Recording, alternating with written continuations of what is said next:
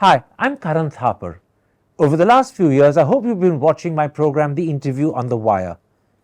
During that period, I've interviewed doctors, politicians, businessmen, scientists, authors, and even the occasional Nobel laureate.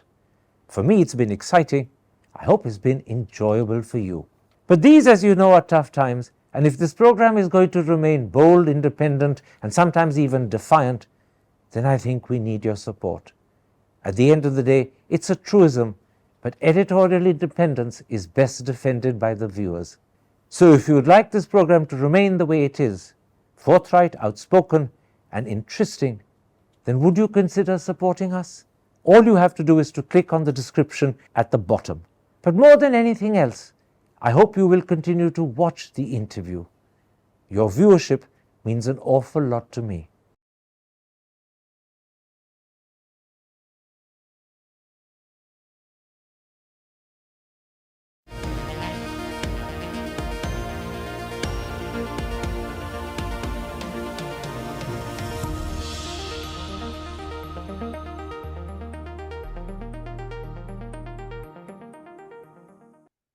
Hello and welcome to a special interview for The Wire.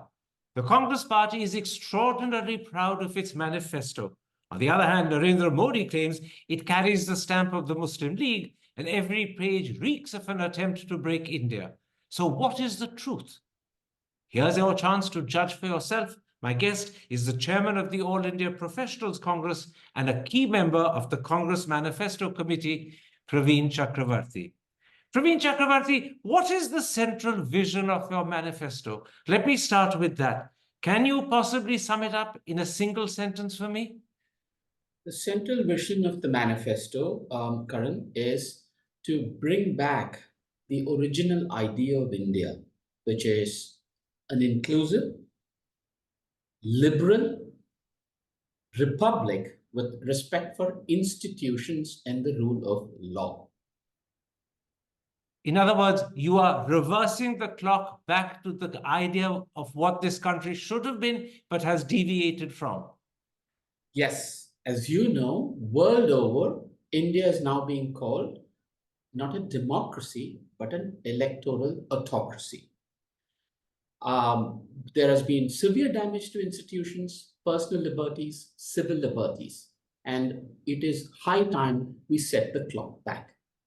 Now, I can't talk about all, but I want to talk about several of the key proposals in your manifesto. And first, I'll start with jobs because you call unemployment the most challenging issue today. You're going to fill 3 million central government vacancies, create 1.4 million Anganwadi jobs, and 15 million mining jobs. You will also increase the minimum wage to 400 rupees and start an urban version of NREGA. Some would say that is an extremely ambitious program that you've set out. Can you achieve all of this in 5 years? Absolutely. I think the central theme, the central problem plaguing our nation today is the lack of jobs, but also hopelessness. Hopelessness among youth.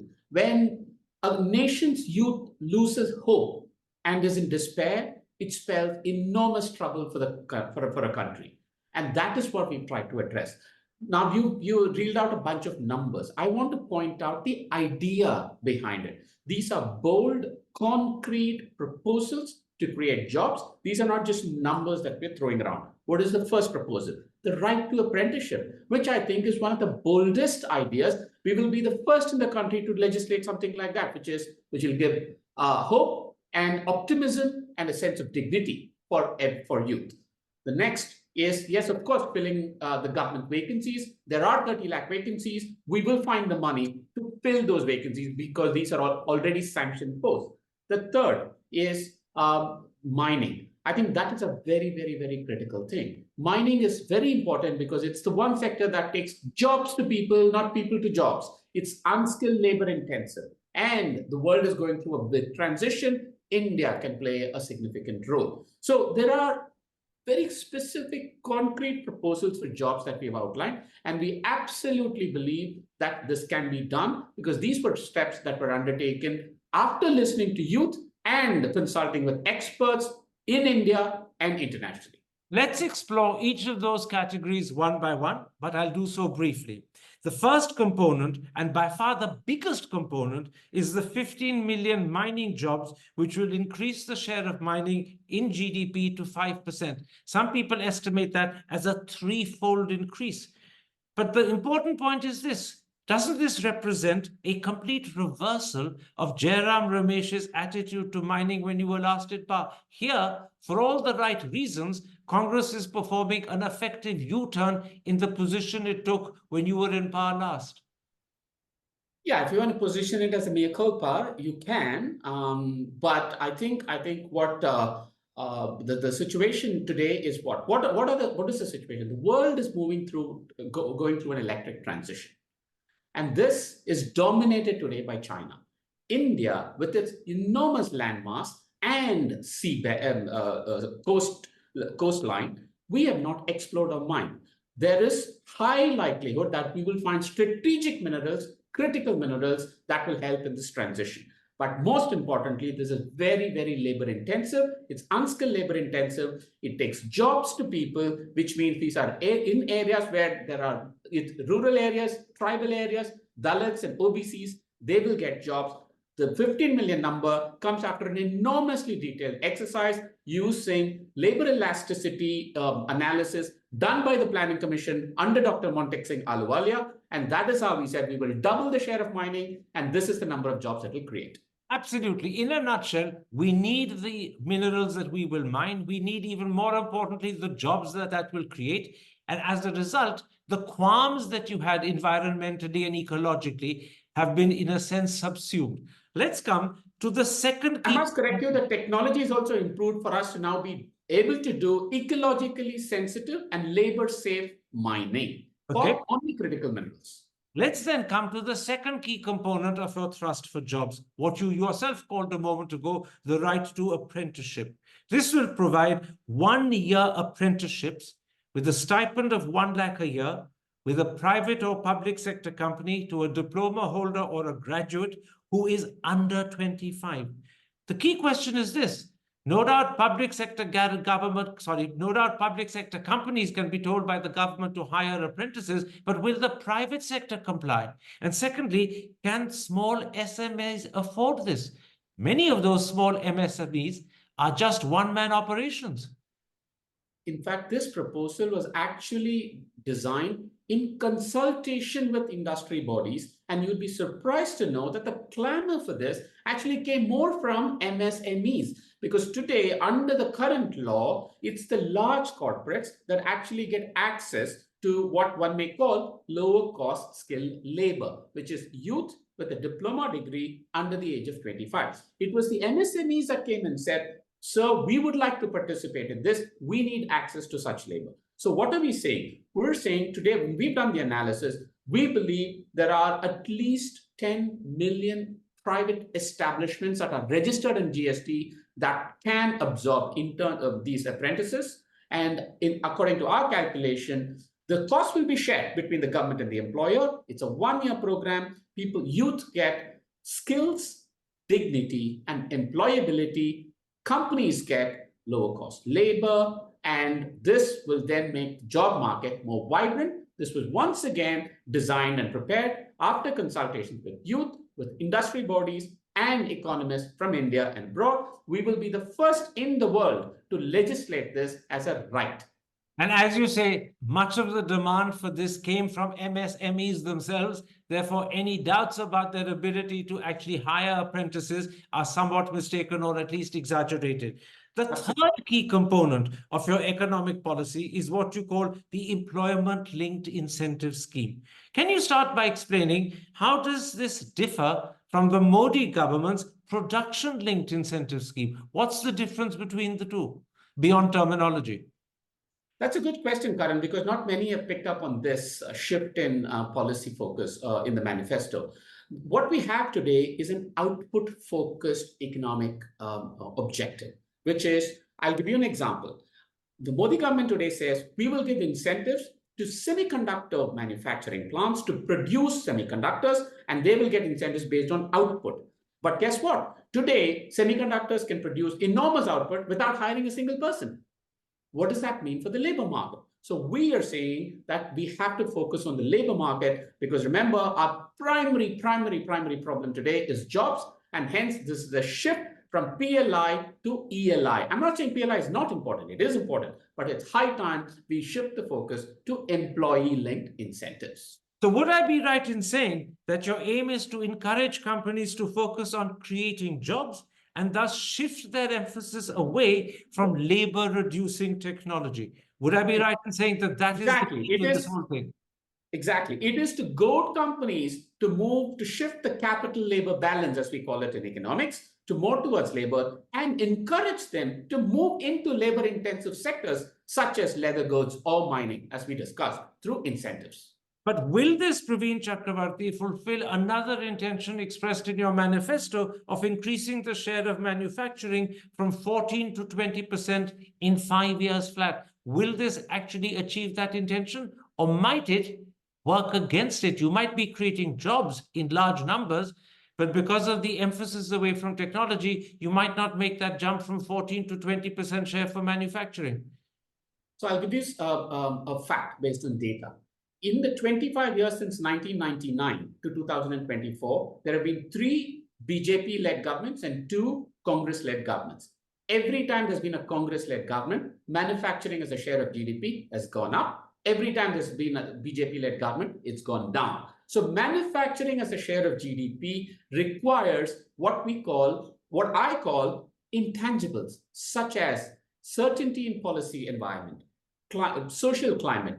Nobody wants to invest and put up a big plant if there is a risk of social harmony erupting. So social harmony is actually extremely underrated for manufacturing, for private sector investment. And that is why we think we are very confident, because the facts and the data shows that under a UPA government, we foster a manufacturing investment climate. One more question about all of this. Many of the proposals that you have in your manifesto for youth and for women involve sizable costs. There's the right to apprenticeship. There's the one-time waiver of student loans. There's the Mahalakshmi scheme that will provide 1 lakh to every poor Indian family for a year each time. And then on top of all of that, there's universal free health in all public health centers, which, if it's taken up by everyone, will apply universally to every single Indian in the country. What is the total cost of these schemes? Because on this, your manifesto is completely silent. Well, this is a manifesto, not a budget document or a government order. So we're writing a manifesto. But the question is correct. So what you're looking at is on the expenditure side. Okay, we have totaled up what the expenses are. What you're not looking at is on the revenue side. When we say we will double GDP, when we say we will provide a there's tax certainty, when we say we will take manufacturing from 14 to 20%, when we say we will double mining as a share of GDP, what does that mean to revenues? Today, the fact is, after all the talk, the tax to GDP of the country is the same as it was 10, 15 years ago. The tax to GDP buoyancy will go up. Don't forget, we are also talking about GST rationalization, which we believe will be a significant fillip. Yes. Can I interrupt? I've heard your explanation. What's missing is the calculation. Surely the voter has a right to know what is the cost of what I'm being enticed with. Because you could just as easily have offered the voter 3 meals a day of biryani and gajar ka halwa, and they'd have fallen for it because they would like to eat it. But if you don't estimate the cost, you don't give them a sense of whether it's affordable. And secondly, you don't give people a sense of at what other sacrifice will this be given to me. That is why most major Western democracies these days fit in the cost of their promises. You've deliberately left the cost out. Isn't that a little, forgive my being harsh, irresponsible not to tell people that the cost could be pretty sizable? It could also involve fiscal costs. 2 things. One is, you're absolutely right, Karan, and I actually concur that we have to be fiscally responsible and we have to tell the people what it's going to cost and what it would entail. But second, where I would disagree with you is the voter actually knows. So it's not just if we go and promise the voter that you'll get biryani, that they will just lap it up. They actually know that it actually costs something and it's going to come from somewhere. So the problem in costing this is, for example, we'll take the Mahalakshmi scheme. Okay, it's 1 lakh for every poor household. Now, what is poor? How many poor are there? According to Surjit Balla and others, apparently India is no longer a poor country. But you don't accept that. You don't accept that. You people have Of course disputed not. Surjit Balla, which is why, once again, by raising that question rhetorically, what is poor, you're copying out of actually identifying how many families you're targeting and what the cost will be. The rhetorical question actually misleads, because the truth is you haven't identified the size and number of people that will come under that designation poor family. But Karan, you may recall in 2019, 5 years ago, we did an exactly similar discussion where we had Nyay, and at that time we said it will be for the bottom 20% of all poor households. So we did identify. The problem that is was 5 years ago. Do those I will tell you. So today? let me complete. Let me complete. So to be able to identify, we need data. Where is the data? When was the last time a census was done in this country? We all know, which is why we've said, and Mr. Rahul Gandhi has very categorically said, our first step on day one, when we come to government, we will say we are conducting a socio-economic caste census.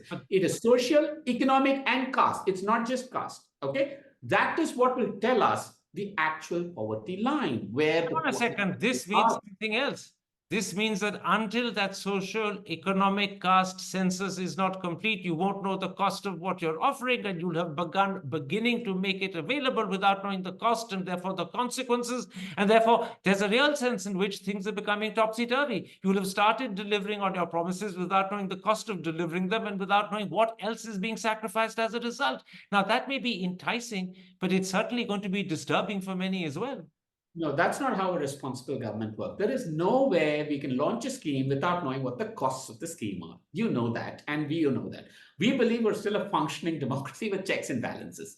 So we don't think we can launch a program without the cost. I can tell you that there is a rough idea of the cost.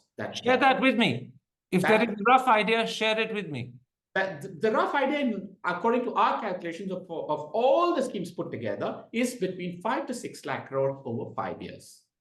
5 to 6 lakh crore over 5 years, which means roughly 1 to 1.2 lakh crores per year. Correct. See, remember, apprenticeship program is a program that shares costs between employers and government.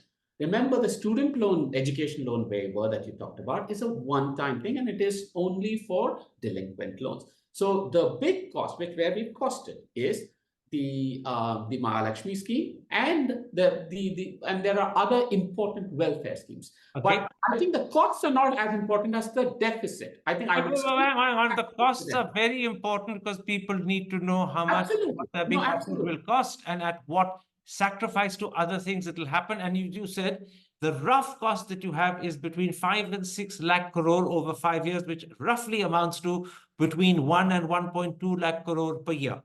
Let's then now come to another key subject, agriculture. It affects pretty close to over 50% of the Indian population, most of whom live in villages and in the countryside. You've promised a legal guarantee for MSP as recommended by the Swaminathan Commission. Ashok Gulati, perhaps India's most eminent agricultural economist, says this will increase food prices by 25 to 30%, which could have a cascading effect on inflation. How do you respond to that key concern? That is premature. It's a premature observation or a concern. Why? I'll tell you. First, let me read out the exact line from the manifesto. Congress will give a legal guarantee to the MSP announced by the government every year, as recommended by the Swaminathan Commission. What we're saying is there will be a legal guarantee for the MSP. Okay, there'll be a minimum selling price and there'll be a legal guarantee. Just like there are various price guarantees for other goods. That is understood. The key what is the price? That this will kick up food prices by 25 to 30% with a cascading impact on inflation. On what basis? On what basis? Because the manifesto, to the best of my knowledge, does not say how many crops, what will be the price increase, what will be the MSP formula, none of that, which is why I call this premature. So you're saying that the concerns expressed publicly by Ashok Gulati are exaggerated or misplaced, one or the other? No, they're probably misinformed because there's a lot of assumptions that they've made which are not there in the manifesto. So they're putting words in our mouth which we've not said. He's talking about a legal guarantee for the 23 crops that are presently technically covered by the MSP. If that becomes now enforceable by law, he says the impact will be a 25 to 30% increase in food prices, which will translate into a cascading impact on inflation. That's hypothetical, Karan, because there is no word mention of the word 23 crops. There's no mention of the word formula. There's no mention of any of that. Hang on a second. How many crops then will be covered by your legally guaranteed MSP, if not 23? Those are matters of detail. See, the thing No, is, it's not a matter of detail. Forgive me. The farmers, when they were protesting a couple of weeks and months ago, were insisting upon a legal guarantee written into law for all 23 crops. You're now saying to me, almost in so many words, that that's a matter of detail. You haven't decided how many crops will be covered, and therefore the number of crops that are covered could be reduced to 2, 3, 4, and 5, not all 23. That's implicit in your answer. no, you're putting words in my mouth again. I said the farmers wanted tell me legal the truth. guarantee. Tell me the truth. The farmers wanted legal guarantee. There will be a legal guarantee. What will be the crops? What will be the formula? And what are the new crops to be included? What are the old crops to be excluded? These have to be decisions taken. Oh, you're now going even further. Forgive me. I just pointed out without quarreling. A, you don't know how many crops will be covered, which clearly suggests all 23 that the farmers wanted covered will not be covered. And secondly, that does not suggest that. Why do you assume it suggests that? It could cover. Why do you it assume could cover and it could not. When you say it could, cover? it also means it could not. The two go together. I'm just saying it is premature. See, I think it's not premature. It's your manifesto. If you haven't decided what's covered, surely. But that's what I'm saying. It's a manifesto. You have a government which has. No, forgive me. A manifesto is meant to be specific and precise. You first argued that you can't do the costing. We've explained why costing was necessary. Now, even in terms of what you're talking about, you're lacking specificity because not only are you uncertain about the number of crops covered, you now raise the question, what is the formula? Which suggests C2 plus 50 might not be the formula. Karan, we have a manifesto that covers 35 topics with 345 points. To the best of my knowledge, our chief rival party does not even have one. They don't even have a committee. No, that is not an answer to my question. So the point is, please understand, we're not a budget. We're not doing budget. We don't have access to a lot of the information. I'm not asking you the cost. I'm asking you, do you are you asking me the cost about? I'm asking you, do you cover all 23 crops? Your answer was we could, but we might not. But then you yourself raised the possibility that the formula might not be C2 plus 50. Two levels of uncertainty have suddenly crept in. No. So see, listen, I think, please, I understand your need to pin me down on something, but let us be very clear. The idea was a legal guarantee, and we said we will go by the spirit of the Swaminathan Commission. That is what was very clearly said in the manifesto. But the spirit of the Swaminathan Commission is C2 plus 50. When you raise the question, we haven't identified the formula, you're backing away from that spirit. Because it's too, like I would continue to insist, it is premature to discuss those details. Right. We do not have a lot of information. Let's then come to another detail which emerges from the farmers section. I'm talking about point 12 under farmers. You say, and I'm quoting, you will double the value of the output in dairy and poultry in 5 years. Those are your precise words. And I want to ask you for clarification first. Are you doubling the output or just the value of the output? Because the latter implies inflation. No, I mean, not necessarily. See, inflation or no, and the rate of inflation is not in our control. I think when we talk about, agriculture economics, we talk about in value terms, because that's what matters to farmers. And we have to talk about doubling value of output. Right? So prices could increase at a faster rate, may not increase at a faster rate. It's important that the value is important, not just mere output. If it means doubling output, hang on a second. Don't finesse the argument completely, because the extent to which the value of the output is increased by increasing prices affects the purchaser and the consumer, because it's inflation for him or her. That's why I ask you this question. Which are you doubling? The output or the value of the output? And let me finish the question and then you answer it. Ashok Gulati tells me that poultry is presently growing at 8% per annum, dairy at 5% per annum. If you're going to double the output, you need rates of growth of 14-15% per annum or more for each of the remaining 5 years. And to many, that expectation begins to sound a bit like Mr. Modi's promise of doubling farmers' income in 5 years, simply unrealizable. Whether it's realizable or not, only time will tell when we are in government. Now, as opposed to terms of trade, what you're referring to is higher incomes for farmers means higher prices for consumers. That's a very classic terms of trade problem in economics that is applicable not only to agriculture, it's applicable to any good or service that we buy. So that balance has to be maintained, and I think that's well accepted. Not always, Praveen Chakravarty. If you actually double the output of poultry and dairy, and the demand doesn't increase simultaneously, the price will fall.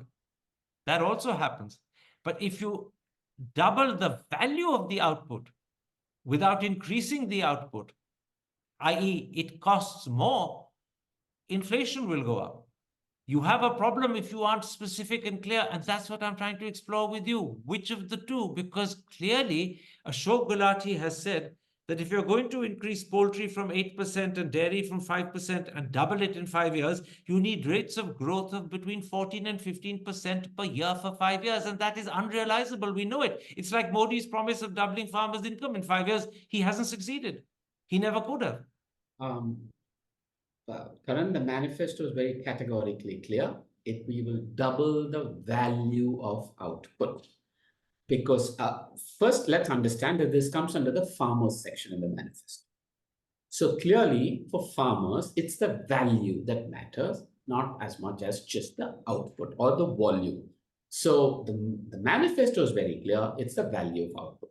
What would that mean for inflation?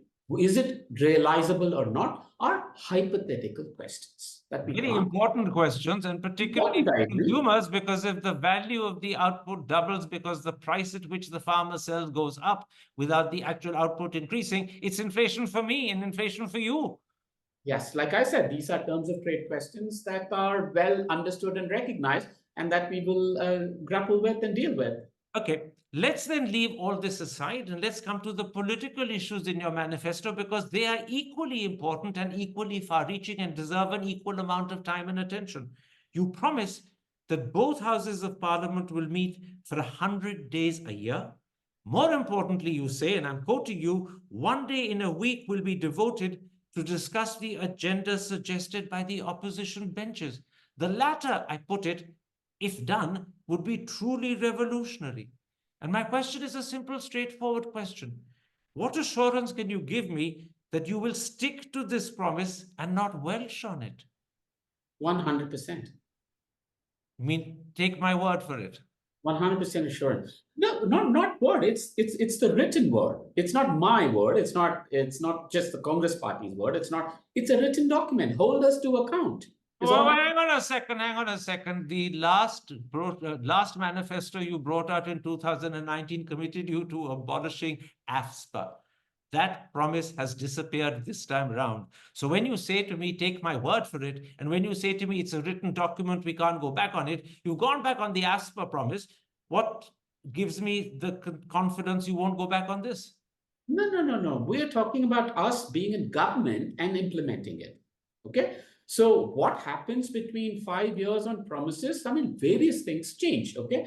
So I think what we are very categorically said, and in fact, the other thing that you've not mentioned at this point is the speaker's role and adhering to the norm that the speaker does not speak, which is, as you know, in the UK, it's very common to have the speaker renounce. In fact, forgive me, I'd like a bit of clarity and clarification there, because the word and language used is not speaker, but the presiding officers of both houses of parliament.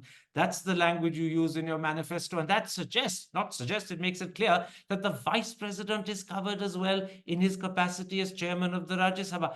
I'm not 100% sure and nor are the top lawyers from your own party, who I won't name, who I've spoken to, 100% sure whether a vice president can continue to be a member of a party he belonged to before he got elected to the vice presidency.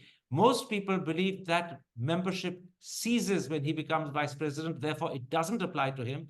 But your manifesto suggests it does, and therefore he must resign, at least insofar as his role as chairman of the Rajya Sabha is concerned. Give me clarity. Does it cover the vice president or not? Your language suggests it does, but should it cover it?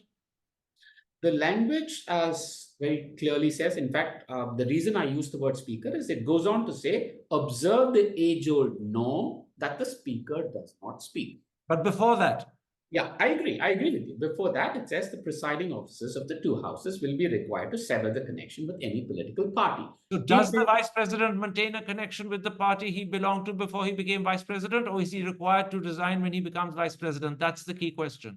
I think today he does have to, no? He does? I don't know. I'm asking you for clarity because two leading lawyers, one very important in your party, but I won't name him, and another one who used to be in your party and was law minister, but is no longer in your party, differed on this.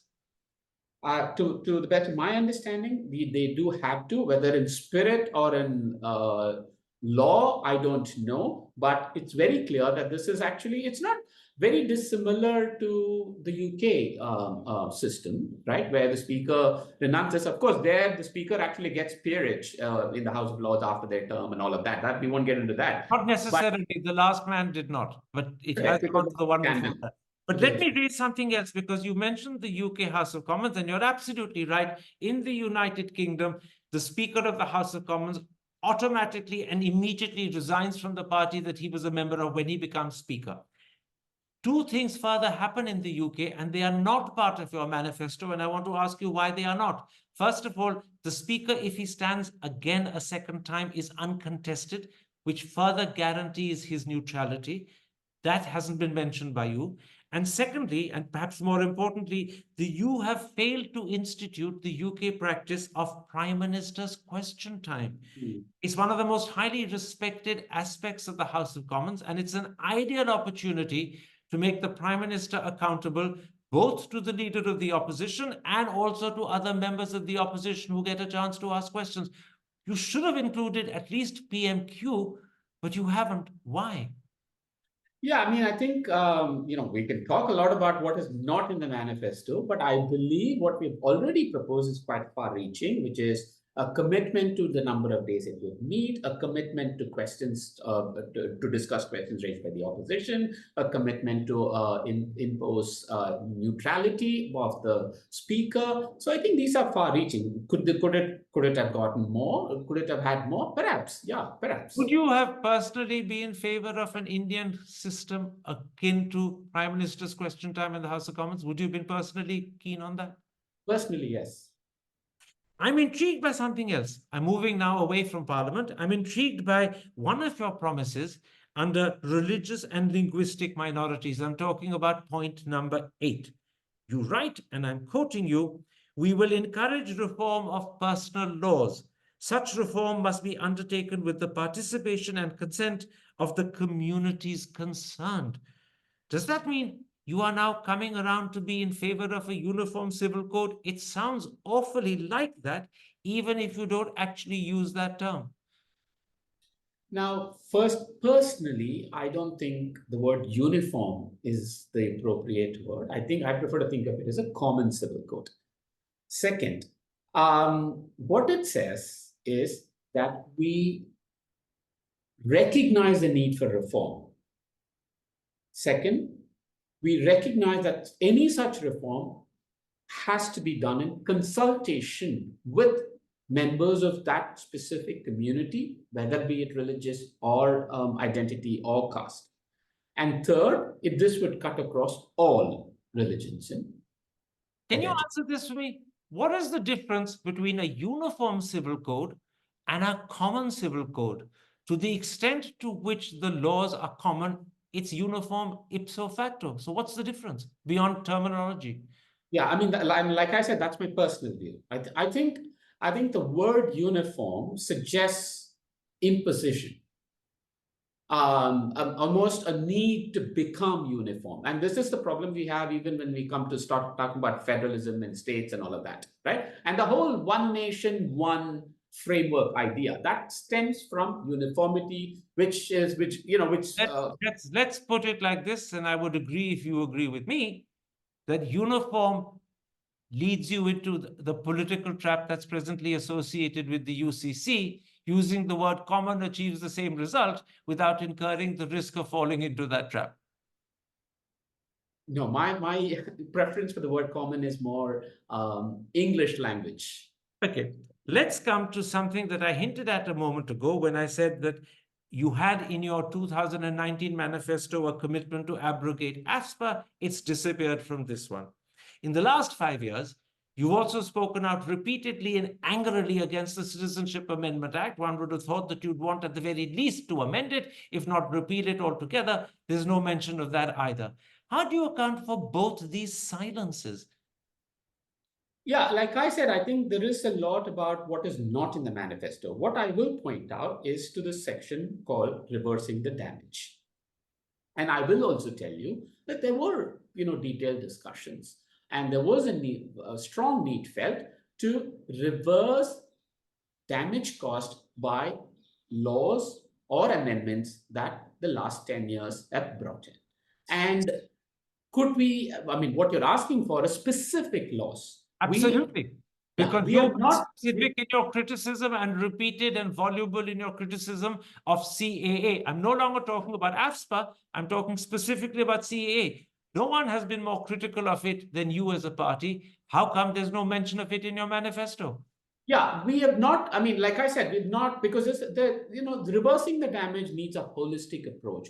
And I will tell you, I will admit, we debated if we should list down specific laws and all the laws that we would either repeal or revoke or Why amend. didn't you list them? Why didn't you list them? But let me tell you, a lot of people did feel that this requires a very holistic approach.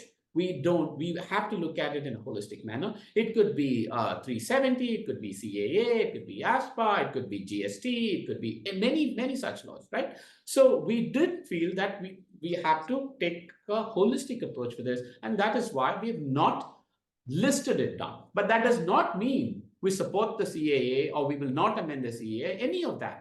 So all it just means that you haven't chosen to share your thinking with the electorate fully and completely and honestly. That's what it means. No, I think we've kept it back from them. We've we've chosen not to kind of list down, put a list of laws in the manifesto. But I'm sure the party in its communication, through its communications department, continues to reveal our stand or tell people where we stand on some of these laws. Let me leave it to the audience to judge for themselves whether they're satisfied with that answer or not. Let me move now beyond economics, which we've already talked about, beyond politics, which we've just discussed, and come to some of the major changes you propose for the judiciary. You're planning a National Judicial Commission in consultation with the Supreme Court. You know, and I know, that the judges will insist that they dominate the commission. Otherwise, they will strike down your NJC, just as in 2015, they struck down Mr. Modi's.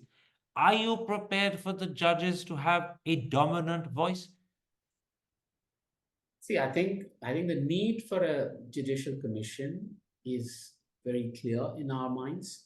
How we can achieve that is it's a matter of negotiation. We all know what happened over the last 10 years, over the last 15 years even. I think it is a matter of negotiation, but any negotiation, first and foremost, Karan, as you know it, requires trust and trustworthiness. These are two attributes. But the thing that's inherent in your belief that you can negotiate is that you can also, you think, persuade the judges not to accept a dominant position for themselves. Otherwise, what's there to negotiate? You do believe you have the capacity to persuade them to respond differently this time compared to the way they responded in 2015. That's inherent in your answer. We believe we have greater trust and credibility because of our respect for institutions with the judiciary, and hence we will be in a better position to negotiate and bring about. All right. Maybe you will be lucky, maybe you won't be, time alone will tell. You also propose to create 2 divisions in the Supreme Court. a constitutional court comprising the 7 most senior judges, and a court of appeal, presumably comprising the rest. For many people, the biggest concern about the way the Supreme Court functions is actually something else. It's to do with how the Chief Justice is alleged to misuse his master of the roster powers. But on that key issue, and remember, 6 odd years ago, 4 leading judges of the Supreme Court actually held a press conference on this subject, so exercised were they by the whole issue. But on that key issue, your manifesto is silent. Does that mean you propose to do nothing about it? Or is this one of those areas where you haven't made your thoughts clear and explicit? Well, we must, as you know, one of those judges who did that press conference went on to become, or is currently a Rajya Sabha member of the BHP. So I think we have to be a little bit careful in these matters. Now, as of today, as things stand today, the roster is decided by the Chief Justice. Now, what can a political party say about it in the manifesto? Well, you could say that you will pass legislation that ensures that the roster is decided differently, no longer left to the judgment of one individual, the Chief Justice, but perhaps shared in more collegial fashion by other judges, the top 5 or the top 6, or done by the Secretariat on some sort of basis similar to what happens at the European Court. All of that you could have put into your manifesto if you had wanted to, which is why I'm asking, do you have no thoughts on this subject at all, or have you simply not expressed them? Yeah, I think the idea of a judicial commission, we believe, is all encompassing, which, if done properly, would answer some of these questions that you raised, which includes procedures. Let's come, Praveen Chakravarty, to defense. You say, and I'm quoting from your manifesto, Congress will institutionalize the process of appointing the Chief of Defense Staff to ensure transparency and military consensus. I'm intrigued by that last phrase, military consensus. Is that a coded way of saying you will reverse the Modi changes, which made all lieutenant generals who had retired but were under the age of 62 eligible to be appointed as CDS? Because if the answer is yes, it means under your system, a person like General Chauhan, who had retired as lieutenant general, could never have become CDS. This is why it's a key question. But why is age in contradiction to a consensus? I'm not saying it's in contradiction to a consensus. I'm saying, is this the consensus that you believe will satisfy the army? Because there were many in the army who did not like the idea that the eligibility was being open to people who'd retired, provided they were under 62, because then people who had finished their career and retired and hung up their boots, so to speak, could now be considered for being brought back into the army in the highest possible rank. And it didn't please everyone, which is why I'm asking, when you talk about military consensus, is this what you're hinting at? See, I think what we're saying is there has to be consensus. Now, whether that consensus involves age, those retired being brought back or not, those are specifics. So what we're saying is we need consensus among all of them. We all know what happened with the CDS. For 9 months or close to a year, there was no CDS because they couldn't. I mean, either they were lackadaisical about it or they couldn't achieve a consensus, whatever may be the reason. And so the need for consensus, the emphasis on consensus is very, very important. Now, otherwise, you're going to ensure that the army as a whole, and particularly the senior officers of the army, are happy with the way and with the procedure for appointing the CDS. That's what you mean by consensus. The army itself will be in agreement. That is correct. Finally, under foreign policy, you say of China, and again, I'm quoting you, we will work to restore the status quo ante on our borders with China and to ensure that areas where both armies patrolled in the past are again accessible to our soldiers. How do you propose to do that? The Modi government has tried for 4 or 5 years and failed. What plan do you have up your sleeve that might succeed?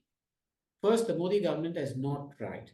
I have not heard the Prime Minister mention the word China in the last 4 or 5 years. But there have been 32 meetings between our corps commander and his Chinese equivalent. At least I think the number is 32. I'm saying that from memory. And there have also been meetings between diplomats on both sides, as well as meetings between our foreign minister, their foreign minister, our NSA, and their NSA equivalent. So they've certainly tried.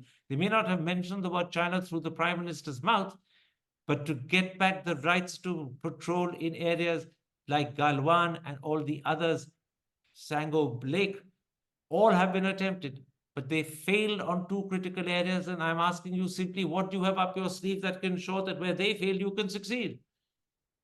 See, I think again it comes back to how this was negotiated, how the talks were held. I mean, it is very, very clear that the relationship with China is at an all-time low for India. And that boils down to the relationship between the two heads of the countries. And the fact that the Prime Minister is timid, is fearful of even mentioning China, of confronting, of telling people. Remember, the Prime Minister's first response to this was, we don't have a problem with China. That was his first and only response till date. So that tells you that if the approach is that we will just pretend that there is not a problem, or we will be fearful, or we'll be timid, we're not going to solve that problem. Okay. We have to understand that we are a rising power. We are an important power in the world, and we have to negotiate from that standpoint. It sounds to me as if you're saying, but you're using different language, of course, that we will do this more maturely, more responsibly, and more effectively, and that is why we will succeed. Absolutely. You also say, and again, I'm quoting from your manifesto, we will take the necessary steps to adjust our policy towards China until this is achieved. What are those necessary steps? Why haven't you mentioned or even hinted at them? Again, I mean, the necessary steps are many. Such as? Military, economic, trade. But be a bit more specific rather than generic. We know there have to be military steps. Give me an idea of the ones that you have in mind. They're necessary, so clearly you know about them, otherwise you wouldn't call them necessary. No, we don't. See, I can't mention details that are not in the manifesto. I really appreciate the curiosity to know more details, but these are details that are not in the manifesto, and hence It's not that they're not in the manifesto that worries me. I want to know whether you've actually thought of them. Are they missing from the manifesto because they haven't been thought about? In other words, is this just vague and vacuous language? Karan, I can tell you that we spent over 4 months, many sleepless nights preparing this manifesto diligently. And we had somebody as senior as Mr. P. Chidambaram, who's probably one of the most experienced administrators and leaders in this country, who spent a lot of his personal time. So I think it's a bit reductive to say that this is vacuous or we've not been. All right. I'll accept that. As Eliot says, you measured out your life with coffee spoons. Clearly, drinking coffee late into the night will convince many that you thought about it carefully, but it does raise a few doubts in my mind. Let me be honest and admit that. My last question. Modi has gone to town claiming that your manifesto carries the stamp of the Muslim League and that every page reeks of breaking India. That is clearly the message BJP cadres will carry right through the country in the weeks and months ahead. How will Congress workers on the ground counter that? You know, the psychologist Abraham Maslow, who came up with the Maslow's hierarchy of needs, he famously said that for a man with a hammer, everything looks like a nail. Prime Minister Modi cannot see anything beyond Hindu-Muslim. This is a manifesto of 48 pages, covers 31 topics with 345 specific promises that have been prepared after wide consultations with the public and experts. I can tell you the word Muslim is not there at all in the manifesto, and the word minority occurs 11 times.